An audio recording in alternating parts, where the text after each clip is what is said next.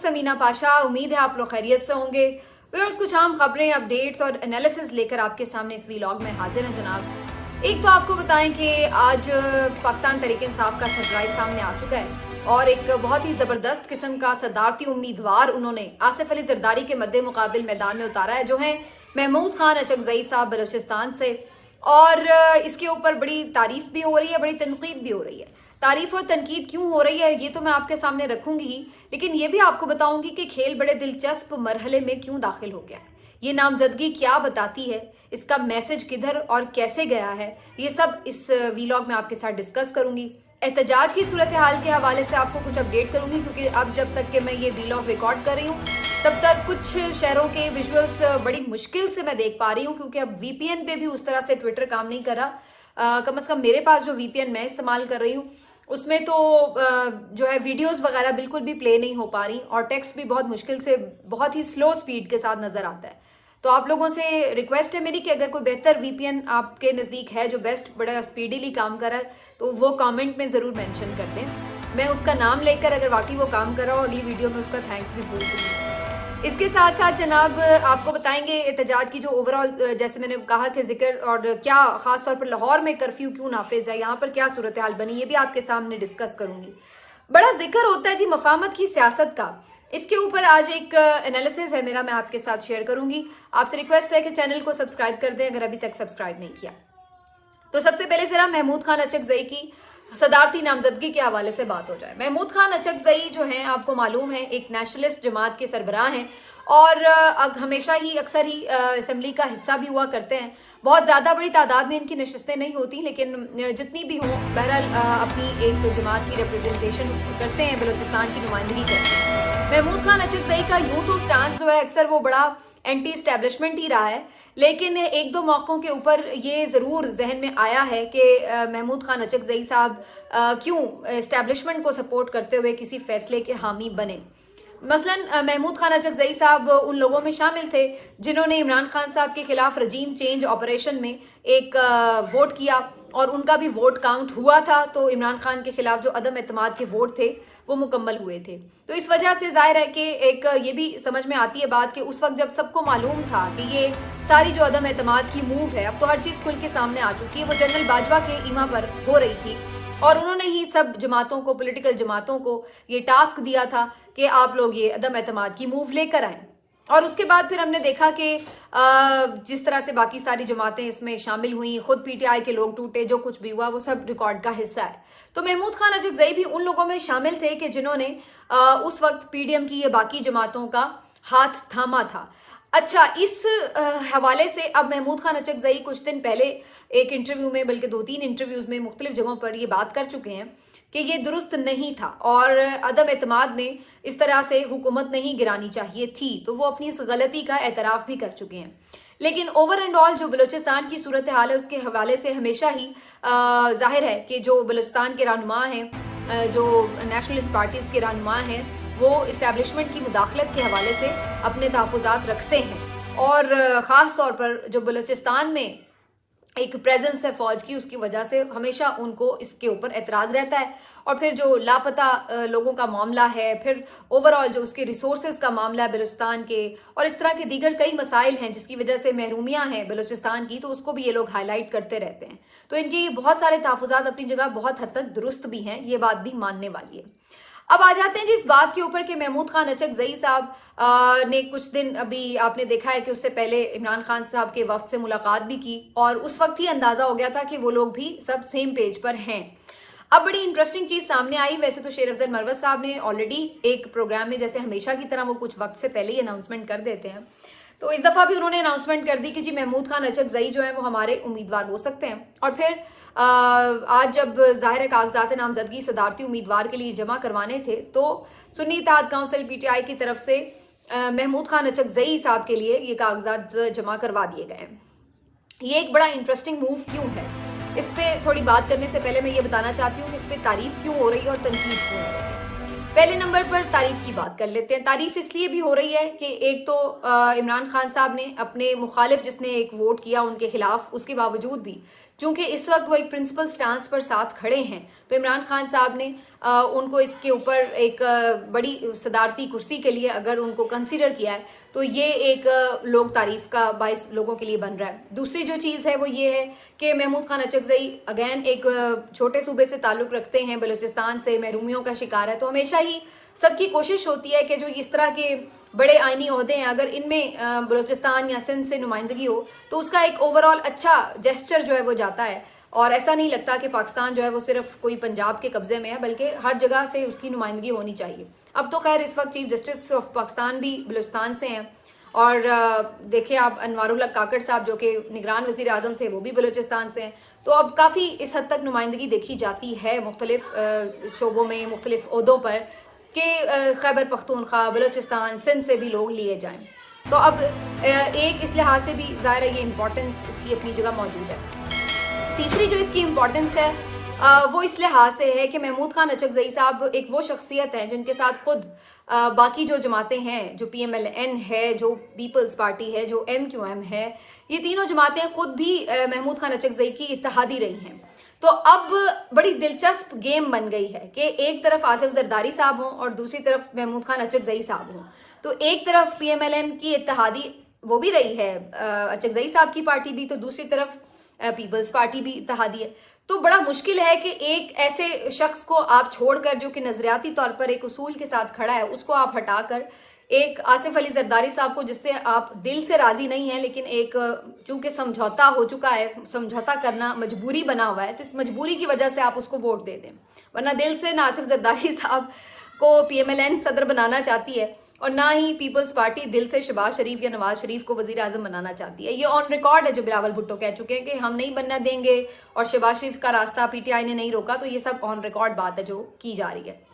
तो इस लिहाज से PTI ने जो नाम चूज किया, अगर देखिए सिर्फ PTI का कोई बंदा होता तो शायद बड़ा आसान होता उन पार्टीज को वो सोचे बगैर जाके सदर जरदारी के लिए वोट कर देते, लेकिन अब जो उन्होंने नाम दे दिया है वो बड़ा एक सोच विचार में मुब्तला कर दिया है कि महमूद खान अचकज़ई अगर उन्हें रिक्वेस्ट करें कि जी आप मुझे वोट करें तो मुख्तलिफ जो सियासी जमातें हैं उनके साथ जो ताल्लुकात रहे हैं उसकी बुनियाद पर वो भी कंसिडरेबल एक शख्सियत हैं। एक और जो इसमें बड़ी इंपॉर्टेंट बात है उनकी नामजदगी के हवाले से वो ये है कि बेसिकली इस नामजदगी से और इससे पहले भी जो 2 नामजदगियां इमरान खान साहब ने की हैं उससे उन्होंने एक तासुर बड़ा वाज़ेह दे दिया है कि वो आज भी किसी डील के लिए तैयार नहीं है, वो आज भी कोई अपने मौक़िफ़ में लचक नहीं रखते। देखिए अली अमीन गंडापुर साहब के हवाले से बहुत से लोग ये बात कर रहे थे कि तहफ़्फ़ुज़ात भी पहुंचाए गए हैं कि ये नामजदगी आप चेंज कर दें। वो एक हॉक्स हैं, एंटी इस्टेब्लिशमेंट उनका एक स्टांस है, तो वो एक सख्त मौक़िफ़ रखने वाले हैं, तो उनकी जगह कोई और बंदा जो कि मुफाहमत के साथ चल सके तो उसको जो है आगे किया जाए। लेकिन खान साहब ने अली अमीन गंडापुर साहब की नामजदगी बड़ी सोच समझ के की थी। इसी तरीके से उमर अयूब साहब हों तो वो भी जो इस वक्त एक स्टांस रखते हैं वो भी आपके सामने। और फिर तीसरी अब जो नामजदगी सदर के हवाले से उन्होंने की है वो भी किसी से ढकी छुपी नहीं है। महमूद खान अचकज़ई ने जो अभी लास्ट स्पीच कल के ईवान में की है उसने अच्छे खासे हलचल और जिसको कहते हैं ना गोले बरसाए हैं। तो ये बंदा जो ठीक ठाक खुल्लम खुल्ला इस्टेब्लिशमेंट की क्लास ले रहा है ईवान के अंदर खड़े होकर और उनको कह रहा है कि आप बैरकों में वापस चले जाएं, ये ना हो कि अवाम को आपको धकेल के बेचना पड़े, और जो कह रहा है कि इस्टेब्लिशमेंट का किरदार नहीं होना चाहिए सियासत में, इसके लिए करारदाद मंजूर होनी चाहिए। तो ये सारी बातें, और उन्होंने बड़े इल्ज़ामात लगाए कि किस तरीके से बलूचिस्तान में धांधली की गई है, इस्टेब्लिशमेंट के ईमा पर पैसे भी बनाए गए हैं वगैरह वगैरह। तो इतनी सख्त तकरीर उन्होंने की, तो दूसरी तरफ इमरान खान साहब ने उनको सदर के लिए नामजद कर दिया। तो ये एक पैगाम सीधा सीधा है कि नो डील। वो जहां खड़ा था वो वहीं खड़ा है, कोई लचक नहीं आई उसके रवैये में। ये आपको वो बता रहा है कि वो आज भी ये समझता है जो वो फिर बात कर रहा था वो वहां पे फिर खड़ा है। ये नहीं है कि वो फौज से नफरत करता है, लेकिन ऐसा भी नहीं है कि वो ये समझता है कि फौज का इस्टेब्लिशमेंट का सियासत में किरदार होना चाहिए, या वो किसी भी हवाले से किसी ऐसे शख्स को, नरम शख्स को जो कि उस तरीके से जा के बात ना कर सके उसूल की, उसको वो सदर का ओहदा नहीं देना चाहता। देखिए जो सदर होता है वो सुप्रीम कमांडर भी होता है आर्म्ड फोर्सेस का, तो बड़ा इंपॉर्टेंट ये जो है वो पोस्ट है। लेकिन इमरान खान साहब ने ये मैसेज दे दिया है क्लियर, लाउड, और वो मैसेज मेरा ख्याल पहुंचा भी है। अब आ जाते हैं कि तनकीद क्यों हो रही है। तनकीद इसलिए हो रही है क्योंकि इमरान खान साहब माजी में खुद महमूद खान अचकजई साहब की नकलें भी उतार चुके हैं, उन पर तनकीद भी कर चुके हैं, जो कि मुनासिब बात नहीं थी। और आज उन्हें खुद मेरा ख्याल इस बात का एहसास होगा कि उन्होंने उस वक्त जो किया वो गलत था। और इमरान खान साहब की सियासत में बहुत सारे ऐसे फैसले हैं जिसपे वो खुद भी नादिम हो सकते हैं आज के रोज़, और कई फैसले ऐसे हैं जिसपे उन्हें बाद में बिल्कुल एक यू टर्न उन्होंने लिया और उससे बिल्कुल पलट कर फैसला किया। इसी तरीके से जैसे शेख रशीद साहब हों या परवेज इलाही साहब हों, लेकिन हालात के मुताबिक अगर उन लोगों ने अपने आप को उसूली साबित किया है तो इमरान खान साहब ने भी उन्हें गले लगाया है। तो महमूद खान अचकजई साहब के हवाले से अगर इमरान खान साहब की एक वक्त में एक राय थी तो आज उनकी एक दूसरी राय है, और महमूद खान अचकजई साहब की भी तो राय बदली है ना, ये भी तो देखिए, उनकी भी तो राय बदली है। पहले वो भी उस रजीम चेंज का हिस्सा थे, लेकिन आज वो समझते हैं कि वो गलत मूव थी। तो अगर उन्होंने गलती का इदराक किया तो इमरान खान साहब ने भी किया, लेकिन कुछ लोग इस हवाले से ज़ाहिर तनकीद भी कर रहे थे। और दूसरी जो तनकीद थी वो यही थी कि जी अपने जिन लोगों ने कुर्बानियाँ दी हैं उनको क्यों ना कोई ओहदा दिया जाए, बजाय इसके कि आप बिल्कुल एक थर्ड पर्सन को लाकर सदारत के ओहदे के लिए रख दें सामने। तो ये तनकीद किसी हद तक जायज़ भी हो सकती है, लेकिन अगेन वही बात है कि बाज़-औक़ात आपको मामलात की नज़ाकत देखते हुए कुछ ऐसे फैसले करने पड़ते हैं जहाँ पर आप गेम में फंसा सके दूसरे को।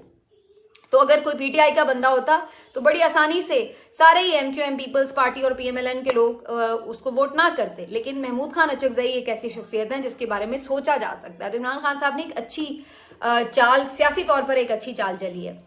अब आ जाते हैं कि क्या उनका कोई चांस भी है या नहीं। देखिए, बहुत सारे लोग ये समझ रहे हैं कि चूंकि मेजॉरिटी कौमी असम्बली में इस वक्त इनकी है तो ये चांस नहीं है किसी भी ऐसे शख्स का जो सदर बनना चाहता है अगर वो पीटीआई की तरफ से है। लेकिन देखिए, जो सदर का इलेक्टोरल कॉलेज है उसमें आप इस बात को देखिए कि पीटीआई के पास भी अच्छा खासा एक जो मैंडेट है वो मौजूद है सदर को चूज करने के लिए। तो इसलिए बिल्कुल ऐसा नहीं कि बिल्कुल वो आउट ऑफ द गेम है। तो इस चीज़ को समझना जो है वो बड़ा इंटरेस्टिंग होगा।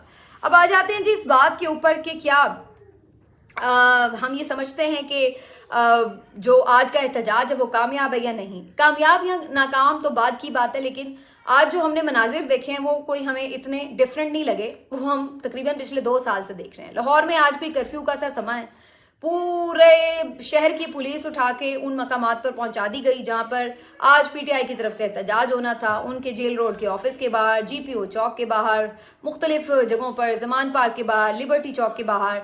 और ये मोहतरमा शहर बानो साहिबा जिनको कल परसों सब बड़े खराज तहसीन पेश कर रहे थे और जिनको आर्मी चीफ साहब ने भी आके बड़ी थपकी दी थी, तो आज इनको भी आप देख लें, बड़ी हल्लाशेरी मिली हुई थी। ये भी पुरअमन लोगों को किस तरह गाड़ियों से निकलवा कर जो है वो लाठी चार्ज करवाया गया, उनको गिरफ्तार किया गया, हरासा किया गया। हालांकि पुरअमन एहतजाज आईनी तौर पर हर शहरी का हक है, लेकिन ये हक पिछले 2 साल से सल्ब है और किसी को कोई एहतजाज का हक नहीं है पाकिस्तान के अंदर।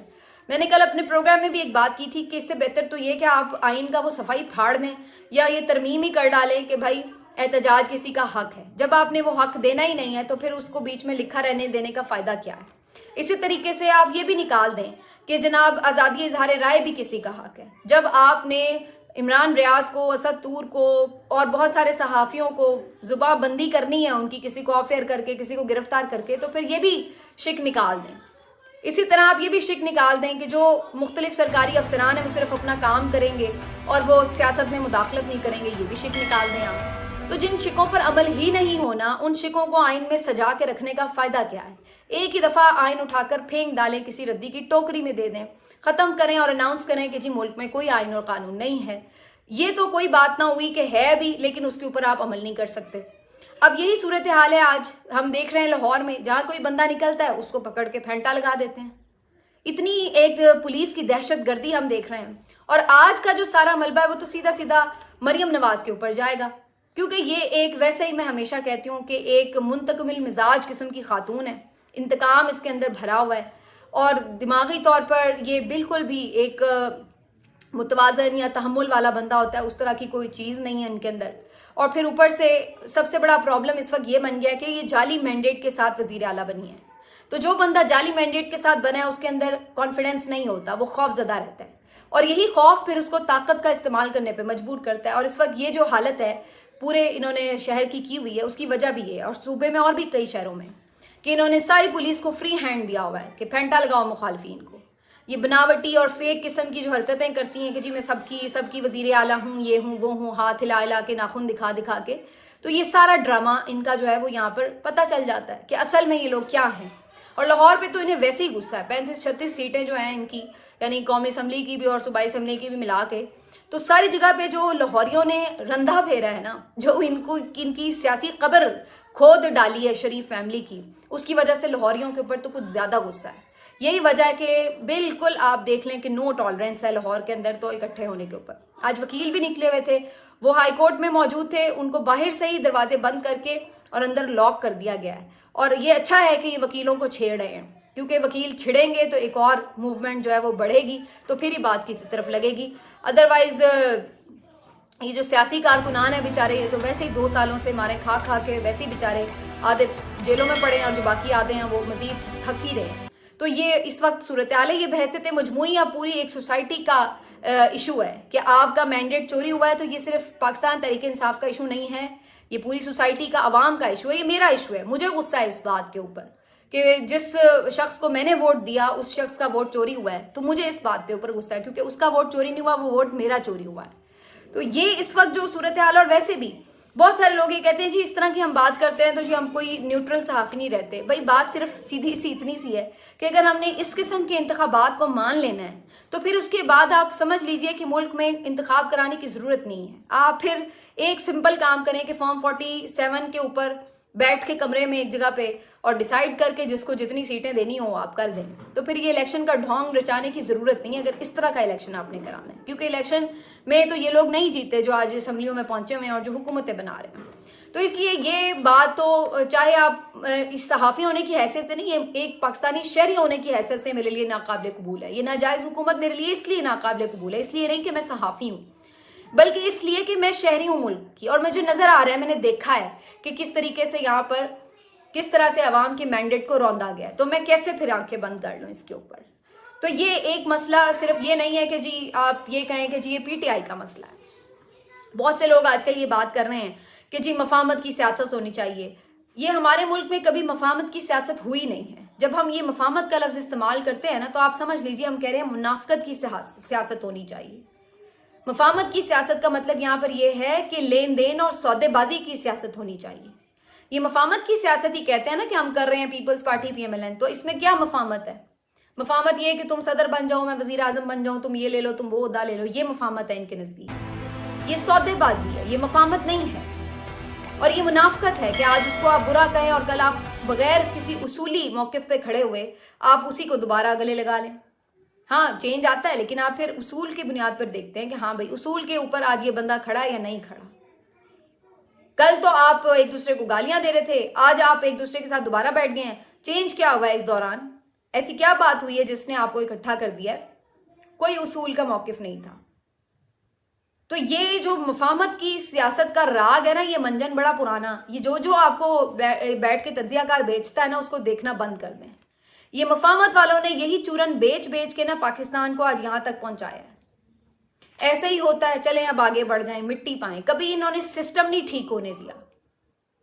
तो ये जो चूरन आपको बेचता है ना मुफाहमत वाला, इसका मतलब है वो किसी तौर भी ये चाहता ही नहीं है कि पाकिस्तान का सिस्टम कभी दुरुस्त हो। एक दफा फैसला हो लेने दीजिए कि क्या सही है क्या गलत है। एक दफा फैसला हो लेने दीजिए कि हमें पहले चीजों को करेक्ट करना है, फिर आगे जाना है। अगर आज इस चीज को मान लेंगे तो फिर कल आप भूल जाएं कि कभी जिंदगी में शफाफ या साफ इलेक्शन आपको मिलेंगे, कभी नहीं मिलेंगे। अगर आज आपके पास ये मौका है कि एस्टैब्लिशमेंट का रोल खत्म करें, तो फिर आज ही इसको करना होगा। अगर आज आप नहीं करेंगे, स्पेस दे देंगे, तो फिर ये स्पेस 75 साल से जैसे उनके पास है ये रहेगी। तो ये सियासी जमातें जो मुनाफकत की सियासत करती हैं, मफाहमत की सियासत की बात करती हैं, इन्होंने ही आज पाकिस्तान की जमहूरियत का गला घोंटा हुआ है। तो इस वक्त अगर आप इस चीज को नहीं बचा सकते, तो फिर इसका मतलब है कि आप हमेशा इसी सर्कल में, इसी दायरे में सफर करते रहेंगे। तो मैं तो ये मफाहमत की सियासत के सख्त खिलाफ हूँ।